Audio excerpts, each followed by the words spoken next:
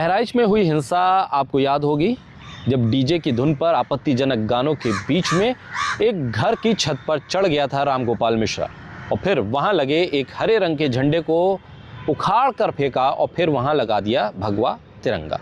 उसके बाद उसको गोली मारकर हत्या कर दी गई। इस मामले में अब कोर्ट ने अपना फैसला सुनाया है। कोर्ट ने फांसी की सज़ा दी है सरफराज नाम के एक व्यक्ति को, जिसे दोषी माना और उसे फांसी की सज़ा दी। उसके अलावा अब्दुल हमीद, मारूफ अली, जीशान, जावेद, सैफ, तालिब, फ़हीम, ननकऊ को उम्र कैद की सज़ा दे दी है। 13 अक्टूबर 2024 को ये घटना हुई थी, सबके सामने है ये घटना। हत्या की गई, हत्या के आरोपियों को सज़ा होनी भी चाहिए। लेकिन सवाल ये है कि क्या अदालत ने ये सज़ा किसी अफवाह के आधार पर दे दी है? जिस घटना का जिक्र जजमेंट में किया गया है, जिस तरह से उस हत्या की पूरी रूपरेखा जजमेंट में बताई गई है, उस घटना के पूरे मामले को जो पुलिस थी, बहराइच पुलिस, उसने 13/10/2024 को अफवाह करार दिया था। दरअसल जजमेंट में क्या लिखा गया है वो थोड़ा मैं अगर आपको बताऊं कि उपरोक्त विधि दृष्टांत के परिप्रेक्ष्य में दोष सिद्ध अभियुक्त गण का कृत्य अत्यंत नृशंस प्रकृति का है, जिनके द्वारा एक निहत्थे नवयुवक की हत्या, उसके शरीर को गोलियां चलाकर छलनी कर दिया, उसके पैरों को इस तरह से जलाया कि उसके नाखून तक बाहर निकल गए। इस कृत्य समाज में अशांति और अस्थिरता पैदा की। दोष सिद्धों के इस कृत्य से मानवता करहा उठी, सामाजिक व्यवस्था चरमरा गई तथा बिखराव के कगार पर पहुंची। एक वर्ग की आस्था और विश्वास की भी हत्या हुई है। ऐसे शैतानों के लिए न्याय की समुचित मंशा में इस प्रकार दंड दिया जाना चाहिए, जिससे समाज में पनप रहे ऐसे हैवानों के अंदर भय उत्पन्न हो और समाज में न्यायिक व्यवस्था के लिए विश्वास उत्पन्न हो। ये अगर जिक्र किया गया है तो इससे पहले ये पूरा का पूरा मामला जब आया था, तब बहराइच पुलिस ने क्या स्टेटमेंट दिया था? 13/10/2024 को बाकायदा एक जो स्टेटमेंट है उसे ट्वीट भी किया गया था। उसमें लिखा था, दिनांक 13/10/2024 को कस्बा महाराजगंज, थाना हरदी, जनपद बहराइच में घटित घटना में एक हिंदू व्यक्ति की हत्या के संबंध में सोशल मीडिया पे सांप्रदायिक सौहार्द को बिगाड़ने के उद्देश्य से भ्रामक सूचना जैसे मृतक को करंट लगाया गया, तलवार से मारना, नाखून उखाड़ना जैसी बातें फैलाई गई हैं। इसमें कोई सच्चाई नहीं है। पोस्टमार्टम में मृत्यु का कारण गोली लगने से होना पाया गया है। इस घटना में एक व्यक्ति के अतिरिक्त अन्य किसी की मृत्यु नहीं हुई है। अतः सभी से अनुरोध है कि सांप्रदायिक सौहार्द को बनाए रखने के लिए अफवाहों पर ध्यान ना दें व भ्रामक सूचनाओं को प्रसारित ना करें। सोशल मीडिया सेल, जनपद बहराइच। अब आप बताइए, जिस घटना का जिक्र कोर्ट अपने जजमेंट में कर रहा है उसे बहराइच पुलिस पहले ही अफवाह करार दे चुकी है। हालांकि अब तक होता यह था कि पुलिस एक थ्योरी बनाती थी, अदालत उस थ्योरी को अफवाह या भ्रामक बताती थी और फिर कहती थी, परखती थी सबूतों के आधार पे और फिर उसे रिजेक्ट करती थी। ये कहा जाता था कि भाई पुलिसिंग में खामियां हैं, ये सही से इन्वेस्टिगेशन नहीं हुई। अब मामला उल्टा है, पुलिस जिस घटना को अफवाह बता रही है, कोर्ट उसे जजमेंट में जगह दे रही है। और उससे भी बड़ी बात, इसी जजमेंट में इस पूरे घटना का जिक्र करने के बाद जज साहब मनुस्मृति को कोट कर रहे हैं। मनुस्मृति के बारे में तो आम जनमानस तक ये तमाम चीज़ें पहुंची हैं कि इस किताब को संविधान विरोधी, दलित विरोधी माना जाता है।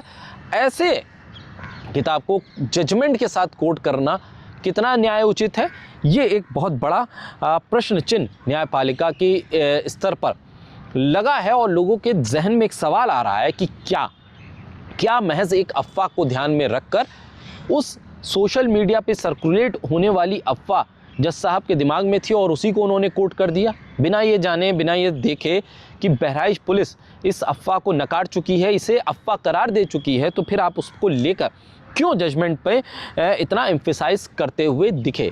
हालांकि ये बात यहाँ पर मान लेना बेहद ज़्यादा ज़रूरी है कि भाई राम गोपाल मिश्रा की हत्या हुई, हत्या के आरोपी को सज़ा मिलनी चाहिए।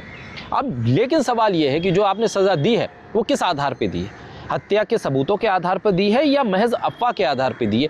ये सवाल अब घूमने लगा है, सोशल मीडिया के साथ साथ आम लोगों में चर्चा हो रही है। मामला अब ऊपर की अदालत में जाएगा, लेकिन यहाँ पर एक चीज़ और है कि न्याय व्यवस्था क्या दोहरे मापदंड पे चल रही है? सरफराज समेत को फांसी की सज़ा और लोगों को उम्र कैद की सज़ा दे दी गई। लेकिन सवाल ये है कि क्या इससे पहले, आपको याद होगा अखलाक हत्याकांड, उसके आरोपियों को मुक्ति मिल जाती है, उनको छोड़ दिया जाता है, उनको ऐसी कोई सज़ा नहीं दी जाती। आखिर यूपी सरकार अखलाक हत्याकांड के आरोपियों से आरोप वापस क्यों लेती है? क्यों पक्षपात वहाँ दिखाई देता है? और भी तमाम ऐसे सवाल खड़े हो रहे हैं कि जिसको लेकर आप याद करें, एक ट्रेन में एक पुलिसकर्मी ने एक मुसलमान युवक को गोली मार दी और फिर कहा गया कि ये मानसिक तौर पर रोगी है, उसे मानसिक रोगी घोषित कर दिया गया और वहाँ पर वो बचता हुआ दिखाई दिया। अखलाक हो या फिर कोई और, अगर मुसलमान है तो उसके हत्या आरोपी के नाम के आधार पर उसे बचाने की कोशिश हो, और दूसरी तरफ महज अफवाह, जिसे पुलिस करार दे अफवाह, उसको जजमेंट में शामिल कर दिया जाए। ये प्रश्न चिन्ह लग रहे हैं सोशल मीडिया पे, इसको लेकर सवाल खड़े किए जा रहे हैं। लेकिन एक गंभीर सवाल ये है कि हमारा देश भीड़तंत्र और हिंसक माहौल में क्यों तब्दील हो रहा है? हमें अपने धार्मिक अनुष्ठान या हमारी धार्मिक आस्था किसी दूसरे धर्म की धार्मिक आस्था से टकराव के बाद ही क्या अच्छी लगती है? हम अपनी धार्मिक आस्था को अपने तक निजी माहौल में क्यों नहीं रख पाते? हम दूसरे पे थोपने की कोशिश क्यों करते हैं? और जब माहौल बिगड़ता है तो उसको संभालने की जिम्मेदारी किनकी है?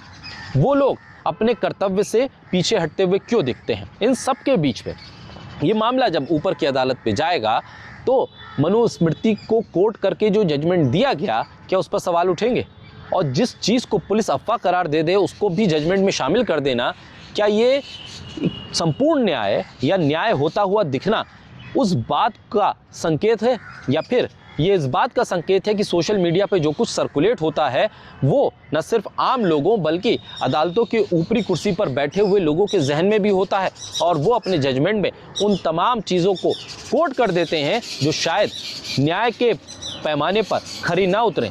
बहरहाल बहराइच की हिंसा के बाद जो अदालत का फैसला है वो अब ऊपर की अदालतों में परखा भी जाएगा, और उसको लेकर लोग सोशल मीडिया पर बात भी करेंगे, आम जनमानस में भी इसकी चर्चा होगी, क्योंकि ये बहुत महत्वपूर्ण फैसला है। किसी की जान गई है और एक हत्या आरोपी है, और इन सब के बीच में जो सबूत हैं वो कितने साक्ष्य पर आधारित हैं और कितनी अफवाह है, इसको भी तोला और परखा जाएगा।